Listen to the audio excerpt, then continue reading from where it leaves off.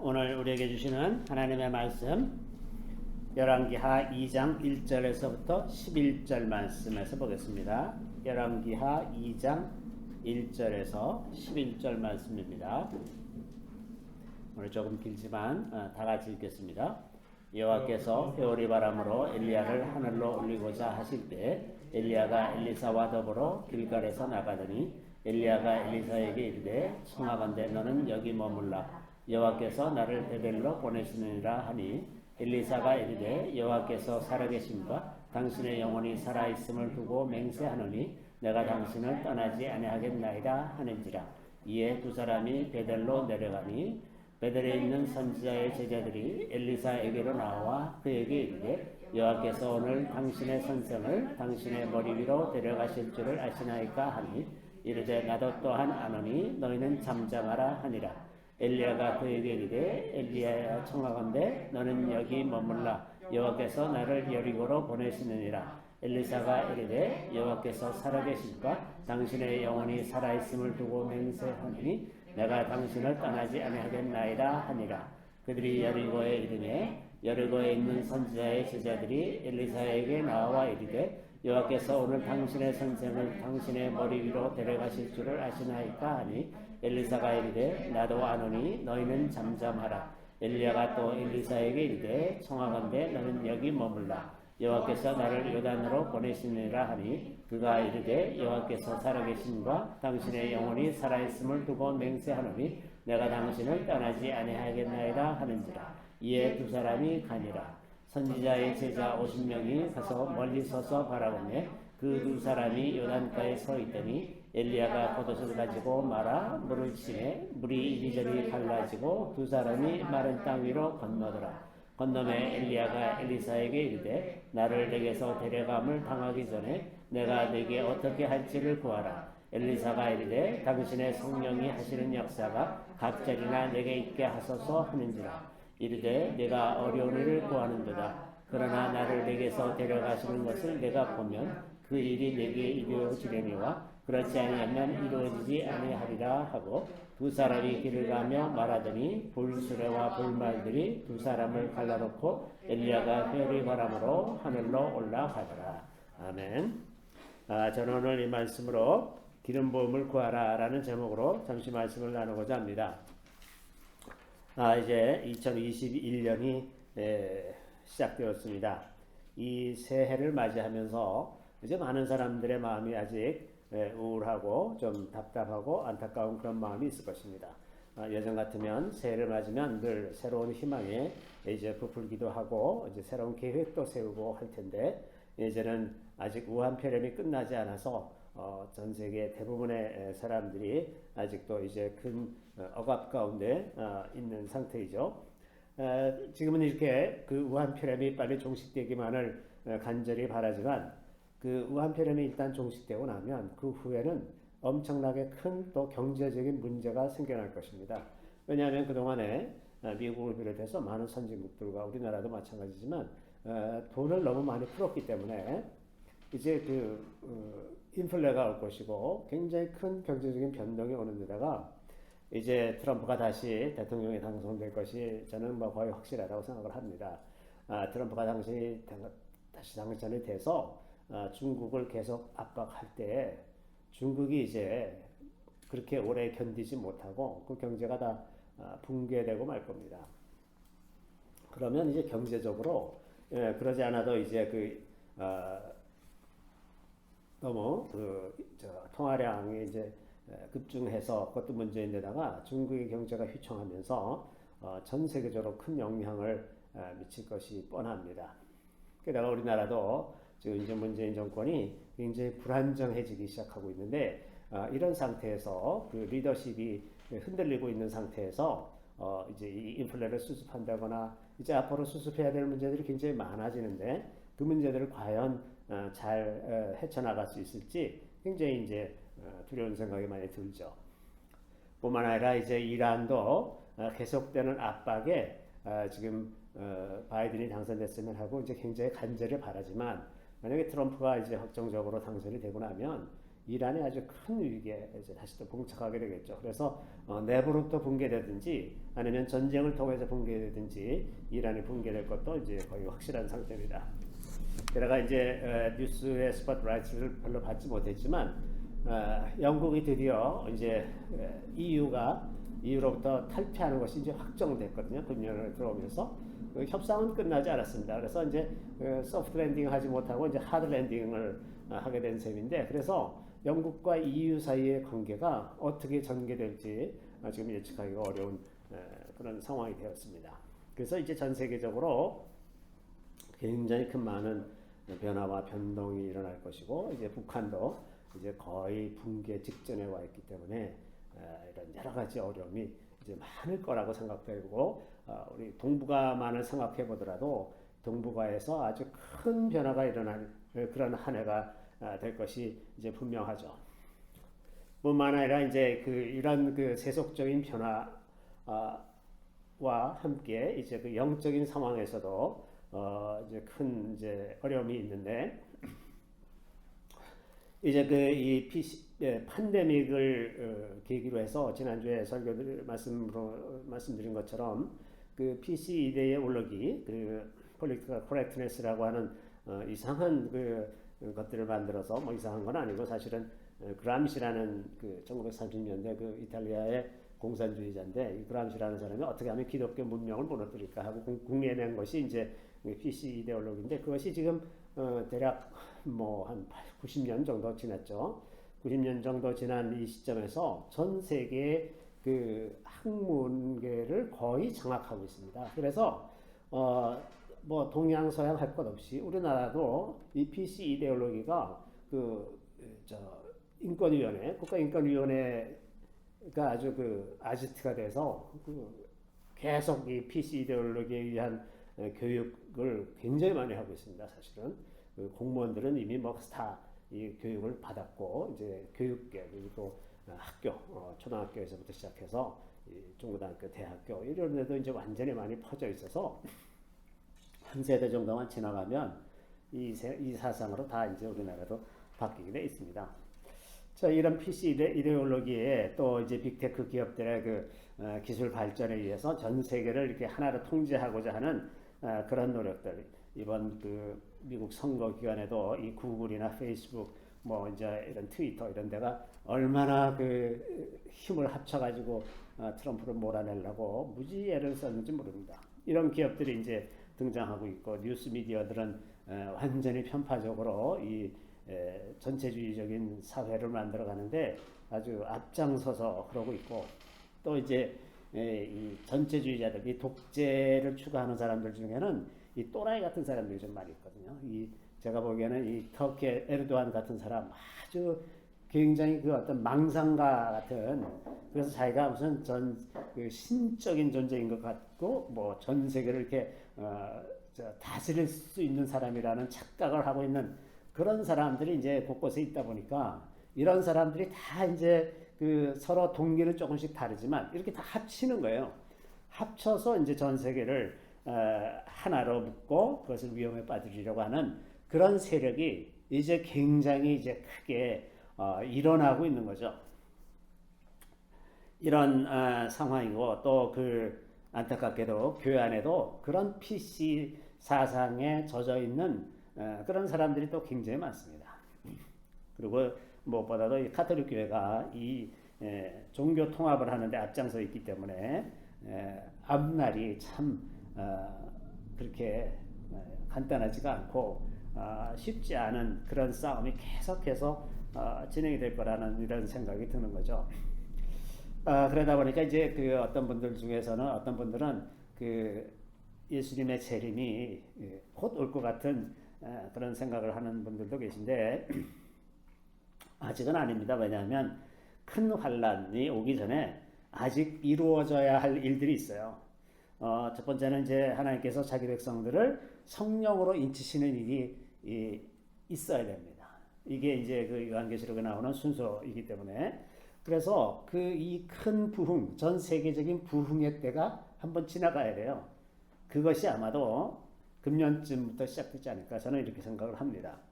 두 번째는 그 이스라엘의 그 남은 자들이 옛 땅으로 돌아오는 일들이 지금보다 훨씬 더 많아져야 됩니다. 이제 굉장히 많이 돌아왔지만 그리고 지난 연말에도 그 미얀마 북쪽에 있는 그리고 인도 동북부 쪽에 있는 므나세 출신들이 몇백 명이 또 갔어요. 계속 갑니다. 그 이디오파 출신 유대인들도 이제 연말에 많이 들어왔고 프랑스에서도 많이 들어오고 지금 이제 전 세계적으로 그 반유대주의가 또 많이 팽창하고 있어서 유대인들이 이제 핍박을 피해서 이제 할 수 없이 이스라엘로 다시 돌아가고 있는데 이 일이 굉장히 이제 급속하게 더 많이 늘어날 거라고 봅니다. 그 다음에 이제 또 하나 이제 그 세 번째는 애굽에서 아수르에 이르는 길이 열린다고 이사야 19장에 말씀하고 있는데 이 일이 이루어져야 됩니다. 이 일이 상당히 많이 진행이 돼가고 있어요. 이제 그 수니파 이슬람 국가들이 이제 이스라엘과 그 외교 관계를 회복하고 있지 않습니까? 그래서 최근에 이제 모로코도 다시 국교 정상화를 했고, 아마 트럼프가 되면 사우디가 곧 하게 될 겁니다.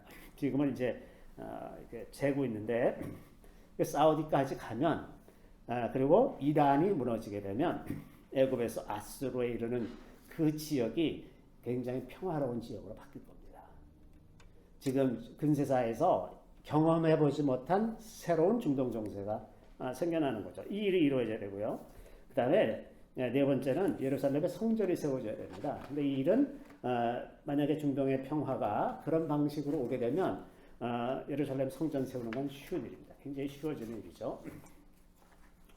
그리고 이제 복음이 땅 끝까지 전해져야 되는 조건이 있습니다.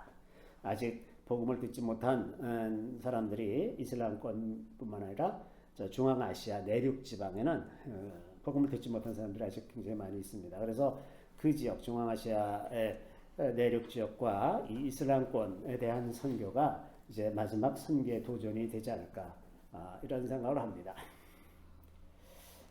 이런 상황에서 제가 이제 기름 부음을 구하라 하는 제목으로 오늘 말씀드리는 것으로 지금 이 시대를 어떻게 살 것인지, 금년 한 해를 어떻게 살아갈 것인지를 좀 말씀드리려고 하는데, 오늘 이제 그 엘리사에 관한 그 내용을 본문으로 삼았습니다. 그런데 엘리사에 대해서 우리가 지금 좀 더 살펴보기 전에 엘리야에 대해서 좀 더 생각해 볼 필요가 있습니다.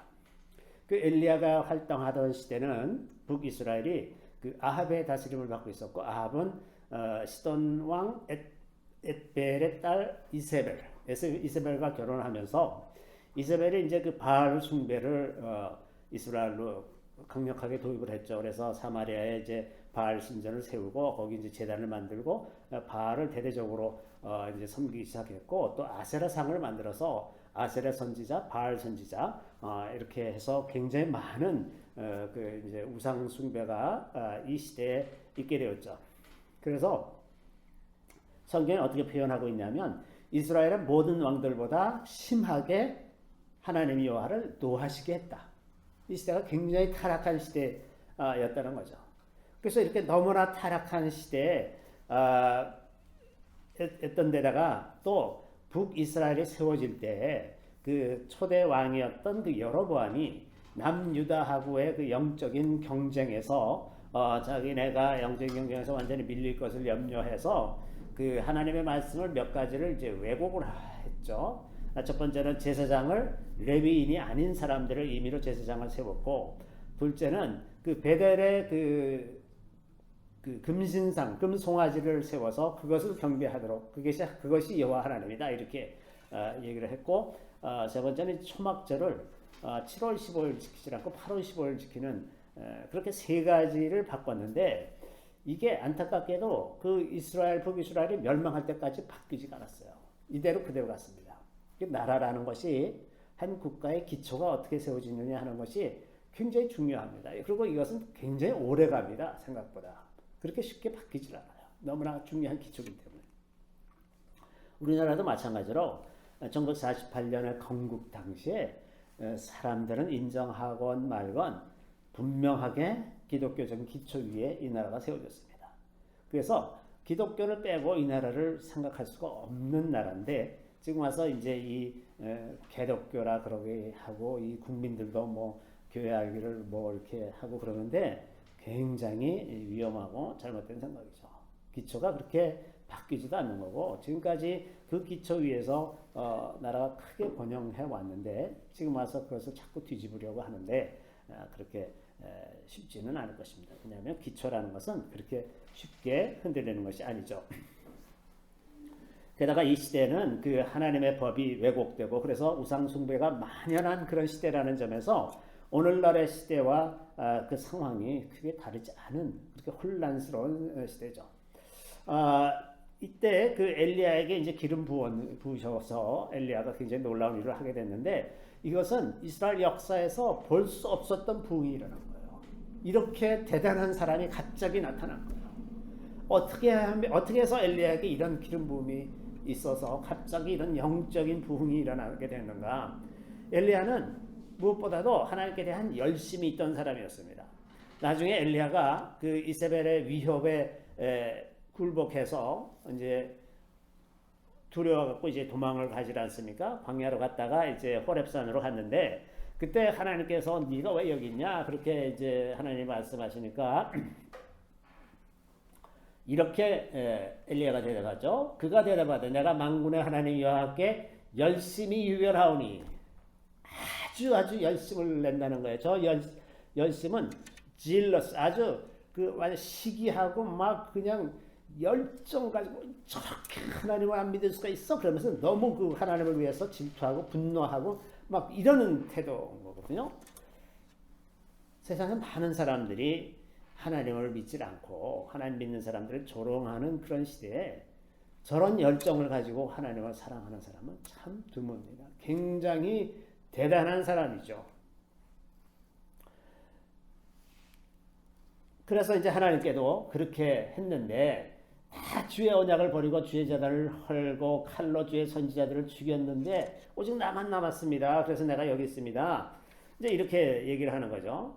그렇게 얘기했었는데 어쨌든 그렇게 얘기할 정도로 엘리야가 사람 눈치 안 보고 열심을 가지고 하나님을 섬겨왔다는 것을 알 수가 있습니다.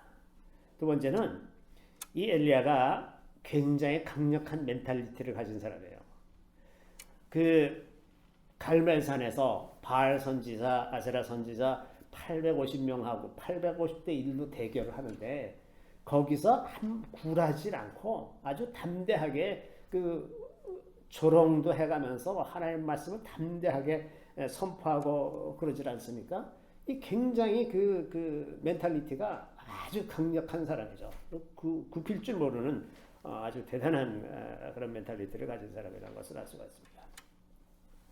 또 이 엘리야는 하나님의 말씀을 선포할 때 너무나 담대합니다. 예를 들면 그 열왕기상 17장 1절에 보면 이제 가뭄이 시작될 때예요. 이제 가뭄이 시작될 때 엘리야가 이렇게 얘기합니다.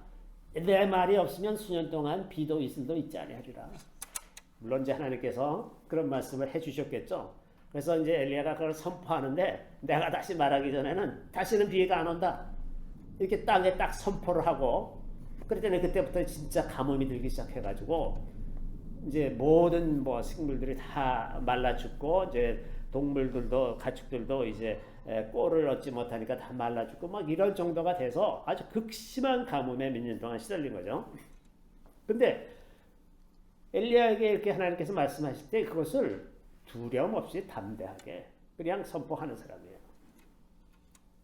또 그래서 이제 자기는 이 가뭄을 피해서 시돈 땅으로 가라 해서 이제 하나님께서 시돈 땅으로 가라 그래서 시돈 땅으로 피했는데 거기 이제 사르밧 과부라는 사람을 이제 그 사람 집을 찾아가 가지고 먹을 걸 달라 그러니까는 이제 밀가루 한 줌과 기름 한 조금 남아 있는 거 그거 마지막으로 이제 그 해 먹고서 죽으려고 그럴 건데 당신이 달라 그러니까 내가 드리겠다 이제 그런 얘기를 하는 그런 장면에서 이 그 엘리야가 그거 먼저 나한테 줘라.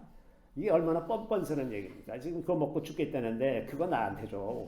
응? 그렇게 얘기하면서 뭐라고 얘기하냐면 가서 내 말대로 하려니와 먼저 그것은 나를 위하여 작은 떡 한 개를 만들어 내게로 가져오고 그 후에 너와 내 아들을 위하여 만들라.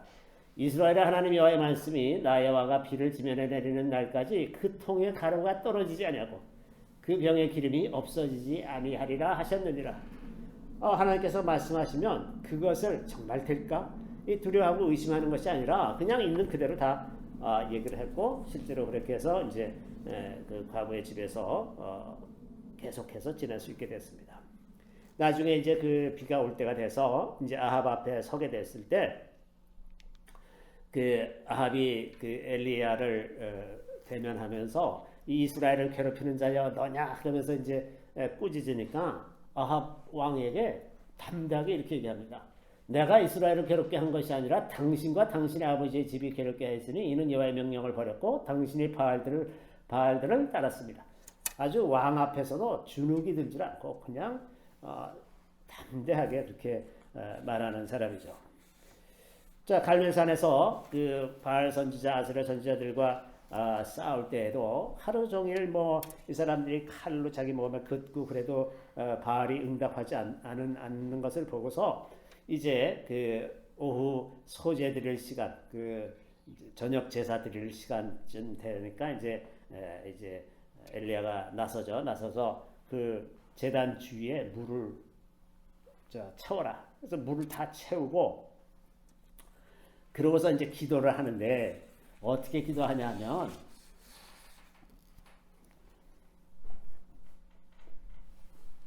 아브라함과 이삭과 이스라엘의 하나님 여호와여. 자, 아브라함, 이삭, 이스라엘의 하나님 여호와. 그 신실하신 언약을 기억하고 그 언약을 의지해서 지금 말씀하고 있다는 거죠. 주께서 이스라엘 중에서 하나님이신 것과 내가 주의 종인 것과 내가 주의 말씀대로 이 모든 일을 행하는 것을 오늘 알게 하옵소서. 내가 주의 종인 것을 알게 해달라. 자, 사람이 자기 자신을 들여다보면 저렇게 아주 담대하게 얘기할 수가 없죠. 대개는 나는 이런 점도 부족하고 이런 점도 부족하고 그래서 내가 하나님의 종이라고 그 담대하게 나서는 게 스스로 이제 좀 꺼려지고 좀 이렇게 마음이 위축되고 그러는데 엘리야는 그렇지 않습니다. 내가 주의 종인 것과 내가 주의 말씀대로 이 모든 일을 행하는 것을 알게 하옵소서 하고 이제 담대하게 선포하고 내게 응답하소서 이 백성에게 주 여호와는 하나님이신 것과 주는 그들의 마음을 되돌이키심을 알게 하옵소서 했더니 이제 하늘에서 불이 떨어져서 그 제단의 불을 다 사르고 그 제물들을 다 사리고 그걸 보고서 이제 모든 백성들이 여호와 하나님의 참신이로구나. 그러고서는 이제 엘리야가 그 선지자들을 다 죽여라. 바알 선지자들을 다 죽여라. 그래서 이제 바알 선지자, 아세라 선지자를 다 죽이지 않습니까? 아주 이렇게 그 하는 걸 보면 이게 역사상 없었던 그런 일을 이제 엘리야가 하는 거거든요. 또 이제 그러고 나서 비가 오기 시작할 때가 됐는데 그거를 이제 그 구름 한 조각도 아직 오지 않은 때, 아직 하늘도 쨍쨍하고 도대체 비가 올 것 같지 않은데 그때 이제 엘리야가 아합더러 올라가서 먹고 마시소서 큰 비 소리가 있나이다. 보이지도 않고 느껴지지도 않는데 그냥 큰 비 소리가 있다. 지금 이제 비가 온다. 그냥 이렇게 선포하는 거예요. 올지 모른다도 아니고 큰 비 소리가 있나이다. 그러고서 이제 그 사한을 데리고서 산꼭대기로 올라가서 기도하면서 먼저 선포하고 기도하는 거예요. 기도하면서 저 멀리 구름 한 조각이 있는지 봐라. 사환이 이제 몇 번 왔다 갔다 하다가 이제 구름 한 조각이 났습니다. 그러더니 그럼 내려가자. 그래서 이제 그걸 보고서 큰 비가 오는 것을 벌써 알고서 선포하고 이런 사람이었단 말이죠. 굉장한 사람이죠. 그런데 이제 이세벨의 위협에서 이세벨이 내가 너를 죽이겠다 그러니까 이제 갑자기 무서워져 가지고 이렇게 담대했던 사람이 갑자기 무서워져 가지고 이제 도망을 하지 않습니까? 그래서 하나님께서 그 호렙산에 이제 호렙산으로 이끄신 다음에 두 번이나 이렇게 이제 말씀하십니다. 내가 어찌하여 여기 있느냐? 내가 어찌하여 여기 있느냐? 이제 동굴 속에 숨어 있다가 바깥으로 이제 나와서 내가 어찌하여 여기 있느냐? 그랬더니 이제 엘리야가 이렇게 대답하죠. 그가 대답하되 내가 만군의 하나님 여호와께 열심히 유별하오니 이는 이스라엘 자손이 주의 언약을 버리고 주의 제단을 헐며 칼로 주의 선지자들을 죽였으며 오직 나만 남았거늘 그들이 내 생명을 찾아 빼앗으려 하나이다. 이 말씀을 해요. 그랬더니 이제 그때 하나님께서 굉장히 강한 바람을 불러일으키시니까 그 강한 바람 때문에 바위가 깨지고 아주 뭐 엄청난 큰 바람이 일었는데 그 가운데 하나님이 계시지 않으셨다. 또 그 후에 지진이 일어나는데 큰 지진이 일어나는데도 그러니까 사람은 그 큰 바람과 지진에 이미 벌써 완전히 기겁을 할 상황인데 그 가운데서도 하나님이 계시지 않으셨다는 거예요.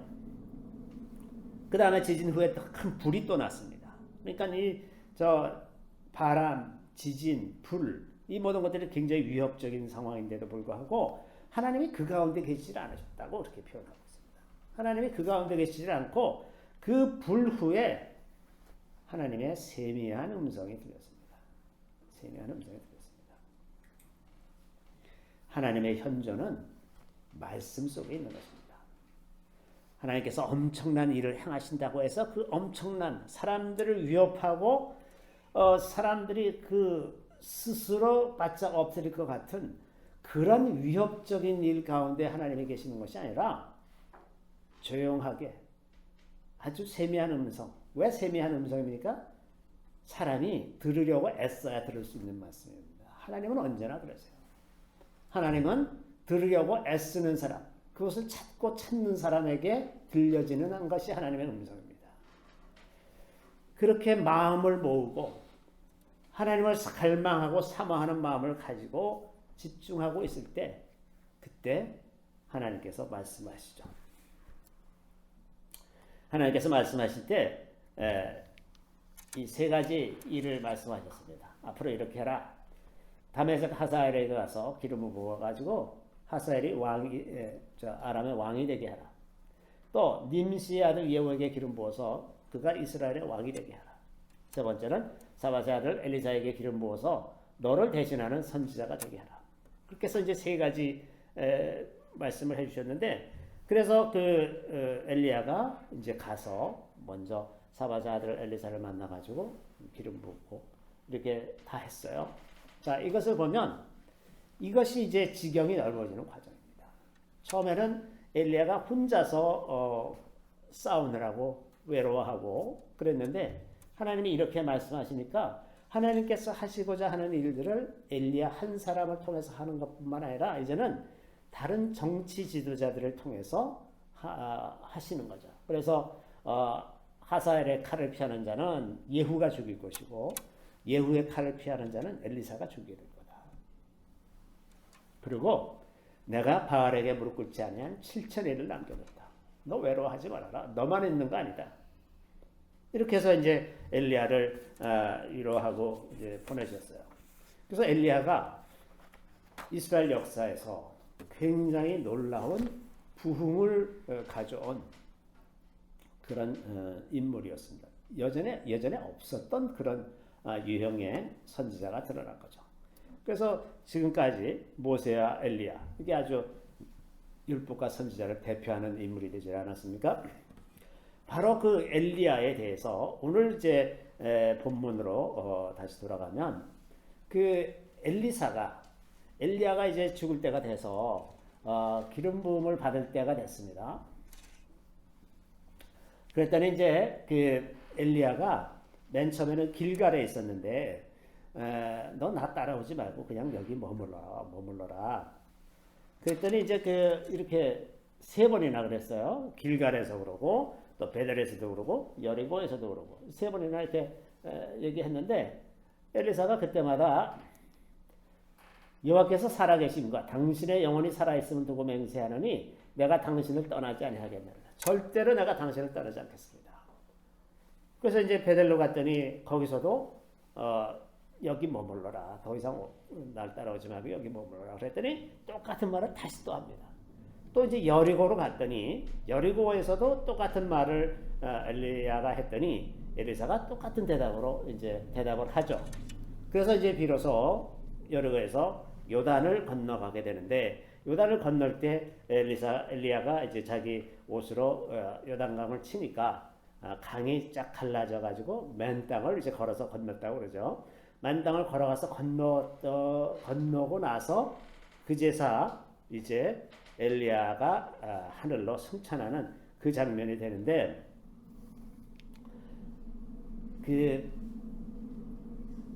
그러기 전에 왜 길갈, 베델, 여리고, 요단강인가? 이걸 조금 잠깐 좀 의미를 생각해 보면, 이 길갈은 이스라엘 백성들에게 언약의 장소입니다. 가나안 땅을 정복하기 위해서 이스라엘 백성들이 그 요단강을 건너서 제일 먼저 도착한 데가 길갈이죠. 그리고 거기서 그 할례를 행해서 그 언약을 다시 하나님과 언약을 맺은 장소입니다. 여기 이것은 굉장히 좀 의미가 큰 것이, 이제 저기 앞에 있고 뒤에 요단강이 있는데 그 앞에서 할례를 행하면, 그걸 알고 만약에 대적이 쳐들어왔다 그러면 다 꼼짝없이 죽는 거예요.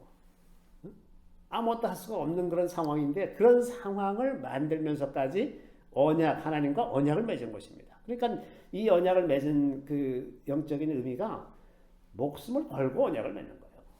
대적을 위협에도 불구하고 담대하게 그냥 하나님만 신뢰하면서 언약을 맺은 그런 장소가 길갈이죠. 그래서 엘리야가 엘리사더러 너 여기 머물러라. 이 언약의 장소에서 하나님의 언약만으로 충분하지 않냐? 너 여기 있어라. 그랬더니 아닙니다. 아닙니다 하고 따라갔잖아요. 베델로 갔습니다. 베델은 하나님을 경배하던 것이죠. 야곱 때부터 하나님을 경배하던, 야곱이 천사들이 오르락내리락 하는 걸 본 그 하늘의 신령한 은혜들을 맛보게 되는 그런 장소가 베델입니다. 그곳만으로도 자기는 만족하지 못하겠다 하고 따라가는 거예요. 다시 그 여리고로 갑니다. 여리고는 그 첫 승리를 거둔 곳이잖아요. 영적인 전쟁, 가나안 땅을 정복할 때 처음 가서 정복한 큰 성이죠. 그 영적인 승리가 있는 곳인데, 여기 머물러 있어라. 너 여기 있으면 이 능력을 받을 수 있다. 여기에 기름 부음이 너한테 있을 것이고, 그러면 네가 어디 가서 크게 영적인 승리를 이룰 수 있을 것이다. 그래도 당신은 떠나지 않겠다. 자, 그리고 이제 그런 것이죠. 그리고 요단강은 가나안 정복을 위해서 건넜던 것입니다. 그래서 약속을 믿고 그것을 넘어간 그런 자리인데, 이런 과정을 거치면서도 그것 하나로 만족하지 않고, 그 약간 부분적인 은혜로 만족하지 않고, 하나님께서 주시고자 하는 모든 은혜를 받고 싶다 하는 엘리사의 간절한 열망이 있음을 볼 수가 있습니다. 자, 이 에피소드에서 왜 하나님께서 한 번에 주시지 않을까? 길갈에서 그 엘리사가 따라 나섰을 때, 너 여기 있어, 이제 더 이상 가지 마, 여기 있으면 돼 할 때 엘리사가 포기하지 않습니다. 쉽게 포기하지 않죠. 그러는 것처럼 우리가 하나님의 뜻을 행하고자 할 때, 어떤 때는 하나님이 우리의 마음을 연단시키기 위해서 금방 대답하지 않으실 때가 많이 있어요. 그럴 때 이게 하나님의 뜻이 아닌가 봐. 뭐 조금 하다가 안 되고 좌절하면 이게 하나님의 뜻이 아닌가 봐. 내가 잘못 생각한다 봐. 그리고 물러설 것이 아니라, 하나님의 뜻이 분명하면 계속해서 그 좌절스러운 상황이 생겨도 포기하지 말고 밀고 가는 겁니다. 엘리사처럼 밀고 가는 거예요. 자, 이런 과정을 통해서 그 마음이 더 간절해지고, 간절해지는 마음은 점점 더 정결해집니다. 그것만 구하게 되는 그런 마음이 되는 거죠. 여러 가지 마음을 걸치고 있다가 이제 처음에 시도했는데 좌절됐어요. 그러면 이거 아닌가 봐. 내가 생각하던 이 플랜 B 일로 쭉 가버리는 게 이제 사람의 속성이지 않습니까? 그런데 이걸 여러 번 이 과정을 겪다 보면 이제 플랜 B, 플랜 C 이거 다 버리게 되는 거죠. 그래서 이거밖에 없어. 나는 이것만 나는 구할 거야. 이렇게 해서 그 마음이 모아지고 집중되고 이렇게 충실한 그 마음이 될 때 하나님께서 거기에 이제 은혜를 부으신 겁니다. 자, 그래서 이제 그 요단을 건넌 후에 엘리야가 이제 엘리사에게 이렇게 물어보죠. 나를 내게서 데려감을 당하기 전에 내가 내게 어떻게 할지를 구하라. 그랬더니 엘리사가 당신의 성령이 하시는 역사가 갑절이나 내게 있게 하소서. 엘리야만큼만 돼도 뭐 대단한 건데 당신에게 있었던 거 갑절을 달라. 갑절. 이렇게 구하지 않습니까? 근데 실제로 엘리야가 행한 기적을 세보면 성경에 8번 나옵니다. 근데 엘리사가 행한 기적을 세보면 16번이 나옵니다. 딱 갑절입니다. 이렇게 되어 있어요. 자, 이러한 그 엘리사를 통해서 우리가 오늘 교훈을 받는 것이 많습니다. 오늘날 아무리 기술이 발달하고 사회가 복잡해졌다 하더라도 오늘날에도 계속해서 우리는 하나님의 능력이 필요합니다. 그리고 복음을 능력으로 전해야 진정한 복음이 됩니다. 복음을 아무런 능력도 없이 말로만 전하다 보니까 복음은 그저 여러 가지 옵션 중에 하나인 것으로만 생각이 되죠. 그러나 하나님의 능력이 함께 하면서 복음을 전하면 그것이 창조주 하나님께로부터 왔다는 것을 사람들이 알게 되고 그래서 비로소 복음이 능력이 있는 겁니다. 그런데 그 능력을 배제하고 말로만 복음을 전하면 그 무슨 힘이 있겠냐 말이죠. 아무런 힘이 없어서 복음이 잘 전해지지 않는 거죠. 또 하나님은 어제나 오늘이나 영원토록 동일하신 하나님이셔서 이 엘리야 때에 이렇게 하신 하나님께서 오늘날에도 동일한 방법으로 우리가 동일한 마음을 가지고 동일하게 나가면 동일하게 일하시는 하나님이시라고 하는 겁니다. 자, 하늘 아래 새 것이 없다. 해 아래 새 것이 없다. 성경이 이렇게 얘기하고 있는데 하나님은 과거에 있었던 패턴으로 다시 일하시는 하나님이시죠. 언제나 그 패턴이 반복되는 그런 분이죠. 그래서 성경을 주신 것이고 성경을 알면 알수록 하나님이 일하시는 방법을 더 잘 알아가게 되는 것입니다. 자, 그래서 우리가 기름 부음이 필요하다는 것이 너무나 명백하고 이제 기름 부음을 받으면 비로소 능력 있는 그리스도인으로 살 수 있다는 것을 생각해 봅니다. 그런데 이 시점에서 우리가 한 가지 자칫 잘못하면 그 어떤 함정에 빠지기 쉬운 것은 왜 나인가? 나 아니래도 되지 않는가? 다른 사람이 하면 되지 않나? 이런 생각이 드는 겁니다. 이런 것은 어떻게 생각하면 참 겸손한 마음이라고 생각해 볼 수도 있어요. 또 그리고 세상의 대부분의 일은 나 없이도 잘 돌아갑니다. 많은 사람들이 착각을 하고 있는 것이 나 없이는 안 돼 그러지만 나 없이 다 됩니다. 세상에 안 되는 거 별로 없어요. 그런데 하나님께서 그 부르시는 그 일은 내가 아니면 안 됩니다. 왜냐하면 하나님은 우리를 어떤 특정한 목적을 위해서 특별하게 구별된 그런 방식으로 우리를 부르시기 때문에 그렇습니다. 그래서 각자에게 주시는 부르심이 다 달라요. 그 부르심은 내가 아니면 안 되는 부르심입니다. 내가 해야 되는 부르심이기 때문에 하나님이 우리를 부르실 때 그것은 내가 꼭 해야 되는 거다라고 생각해야 되는 것입니다.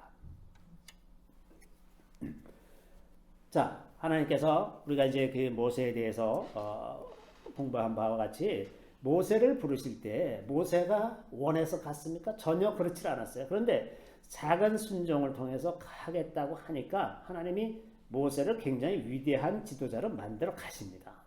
그런 것처럼 지금도 우리를 부르실 때 우리가 준비가 다 돼서 부르시는 것이 아니라 순종하기만 하면 우리를 그 부르심에 합당한 필요한 모든 자원과 기회들을 주시면서 그 능력을 주시면서 우리를 만들어 가시는 겁니다. 그래서 굳이 중간에서 왜 굳이 나인가? 나 아니라도 되지 않는가? 하나님이 하시면 되지 않는가? 이렇게 말하면서 뒤로 물러서는 것은 하나님께서 원하시는 것이 아니다. 우리를 부르실 때는 꼭 우리가 아니면 안 되기 때문에 부르신다. 그렇기 때문에 우리가 하나님의 말씀에 자기 자신을 비춰보면서 우리의 연약함과 죄성을 깨닫고 하나님의 도우심으로 그것을 이겨나가는 것은 매우 필요한데 우리가 자칫 잘못하면 자기의 연약함과 죄성에 사로잡힐 때가 많이 있어요. 내가 이렇게 연약하고 내가 이렇게 죄가 많은데 나를 어떻게 쓰신다는 거야? 나는 그럴 만한 자격이 없는 사람이지. 이렇게 하면서 자기 비하에 빠지고 하나님께서 주신 기회들을 스스로 저버리는 그런 경우도 참 많이 있습니다. 엘리야나 엘리사는 안 그렇겠습니까? 그들이 자기 자신을 돌아볼 때 과연 자기는 아무 흠이 없고 아무 문제가 없어서 하나님이 나를 쓰시는 거야 이렇게 생각했을까요? 저는 그렇지 않을 거라고 생각합니다. 우리가 성령의 조명을 받는 사람이면 그럴수록 자신이 얼마나 연약하고 얼마나 죄에 찌들고 있으며 얼마나 넘어지기 쉬운 존재인지 엘리야가 당장 그러진 않습니다. 너무나 쉽게 그 이세벨의 위협에 그냥 꼬꾸라져서 넘어지지 않습니까? 그런 걸 너무나 잘 알아요. 그럼에도 불구하고 자신의 그 연약함과 죄성을 너무나 잘 알면서도 하나님을 위해서 하나님을 신뢰하기 때문에 그냥 다시 일어나서 가는 겁니다. 그래서 우리가 믿을 것은 우리의 능력이나 우리 안에 있는 선함이 절대 아닙니다. 우리는 전혀 믿을 수가 없어요. 우리 안에 선함이 없고 우리 안에 능력도 없습니다. 우리는 다만 하나님께서 공급하시는 것으로 하나님을 신뢰하고 하나님의 신실하심을 믿기 때문에 순종하면서 가는 거라 하는 겁니다. 자, 그래서 우리가 이제 오늘 좀 드린 말씀을 요약하면 첫 번째는 열정으로 금년 한 해 동안 우리가 열정으로 기름 부음을 구해야 한다는 겁니다. 기름 부음을 주셔도 좋고 안 주셔도 좋습니다. 이럴 것이 아니라 우리에게 주신 독특한 부르심이 있기 때문에 그 부르심을 위해서 우리에게 필요한 기름 부음, 남들에게 있는데 저게 참 멋있어 보인다, 나도 저걸 가졌으면 좋겠다, 그런 기름 부음이 아니라 내가 나의 부르심을 이루기 위해서 내게 필요한 기름 부음, 그것을 열정적으로 구하라는 겁니다. 두 번째는 자신의 연약함과 죄성에 사로잡히지 말아야 합니다. 누구나 다 자신의 연약함과 죄성이 있어요. 근데 그것에도 불구하고 하나님이 우리를 쓰시는 것이지 그것 때문에 쓰고 안 쓰고를 정하시는 것이 아니라는 겁니다. 그래서 자신의 연약함과 죄성에 사로잡히지 말고 물론 우리가 하나님의 말씀에 비추어서 자신의 연약함을 발견하고 그 문제들을 하나님 앞에 털어놓고 하나님의 도우심으로 살지만 거기에 사로잡혀 있어서는 안 된다고 하는 겁니다. 세 번째는 막히는 경우, 가다가 막히죠. 좌절되는 경우들이 생깁니다. 그러면 막힌다고 해서 부르심을 의심하거나 포기하지 말고 계속해서 믿음으로 전진하는 겁니다. 네 번째는 우리 안에 선한 것이 없다는 것을 인정해야 됩니다. 나를 믿지 말고 하나님의 선하심과 하나님의 능력을 믿는 것입니다. 내가 비록 이렇게 연약하고 어리석고 죄가 많다 하더라도 하나님은 선하신 분입니다. 끝까지 우리를 선하게 대하시는 분입니다. 그래서 하나님의 선하심과 또 하나님은 능력이 있는 분입니다. 우리를 다 능하게 하실 수 있는 분입니다. 그래서 하나님의 선하심과 능력을 믿고 가는 것이고 이제 마지막으로 우리에게 필요한 전체와 부분이 있습니다. 이 두 가지를 동시에 봐야 됩니다. 이 전체로는 전체적인 기름 부음은 이런 것들입니다. 예를 들면 이제 예를 드는 거죠. 이것만 있다는 것이 아니라 그 하나님을 아는 기름 부음, 이것은 모든 그리스도인들이 다 필요한 기름 부음이에요. 그죠? 하나님을 알고 그 다음에 하나님을 사랑하는 열정, 이런 것도 우리 모두에게 다 필요한 겁니다. 또 순종에 대한 열망이 있어야 됩니다. 하나님의 말씀에 순종하고자 하는 그런 열망을 가지고 있어야 하나님께서 말씀하실 때 이제 엘리사처럼 담대하게 나갈 수가 있는 거죠. 또 공동체에 대해서 그런 열망과 헌신이 있어야 되고 복음에 대해서도 열망이 있어야 합니다. 그 복음을 알지 못하고 흑암 가운데 죽어가고 있는 영혼들을 향해서 주님이 주시는 마음으로 긍휼히 여기고 정말 안타까워하는 마음이 우리 안에 있어야, 그래야 이제 우리에게 필요한 기름 부음이 임하게 될 것입니다. 또 우리 모두에게 필요한 기름 부음은 사람을 대하는 지혜가 있어야 되고 사람들을 대하는 지혜와 더불어 그 언변이 굉장히 필요합니다. 그래서 말이 온전한 자는 온전한 자다. 성경이 그렇게 얘기하고 있지 않습니까? 그래서 이러한 지혜의 기름 부음이 필요하다는 것이고, 그리고 이것을 거리게 할 것이 아닙니다. 초자연적인 하나님의 능력과 은사도 구해야 합니다. 병을 고치거나 영들을 분별하거나 귀신을 쫓아내거나 어떤 초자연적인 지식의 말씀, 지혜의 말씀을 전한다거나 이런 은사들도, 그런 은사의 기름 부음도 구할 필요가 있습니다. 또 이제 각 개인적으로 필요한 것들이 있습니다. 특정한 상황에서 내게 필요한 어떤 재능과 열정 같은 것, 가령 내가 어떤 일에 뭐 미술에 은사가 있는데 이 은사가 더 깊어졌으면 좋겠다. 이건 모든 사람들에게 필요한 것은 아니지만 그 사람에게는 꼭 필요한 거죠. 이제 이런 그 특별히 필요한 그 재능과 열정 같은 것, 그래서 자신의 장점을 더 크게 하는 데 필요한 이런 것들, 이런 기름 부음, 또 단점을 보완할 만한 그런 지혜와 능력, 이건 각자마다 이제 상황에 따라서 다 다르겠죠. 또 우리가 일하고 있는 분야에서 필요한 능력과 기회를 위해서 구해야 합니다. 그래서 우리가 이제 전체적인 것과 각 나 개인적으로 필요한 것 이런 것들을 이제 다 균형 있게 이런 것들을 다 구하면서 계속해서 나아간다면은 우리가 좀 더 온전한 성숙한 그리스도인으로 자라나갈 수 있게 될 것이고 금년 한 해 저희들을 통해서 그 지경이 넓어지고 이제 새로운 일들이 시작되고 이제 새로운 영역으로 삶이 또 들어가게 되는 그런 일들이 일어나게 될 거라 생각을 합니다. 그래서 우리가 금년 한 해 동안 계속해서 기름 부음을 구하는 기도를 드리면서 가도록 하겠습니다. 잠시 기도하겠습니다. 우리 주님을 찬양합니다. 주께서 놀라운 은혜로 저희를 지키시고 이끄시고 한 걸음 걸음 인도해 가시는 것을 주님 감사드리옵나이다. 주님 금년 한 해 주께서 기름 부음을 구하라 하셨사오니 우리가 그 말씀에 따라 온전하게 기름 부음을 구하면서 나아가고자 합니다.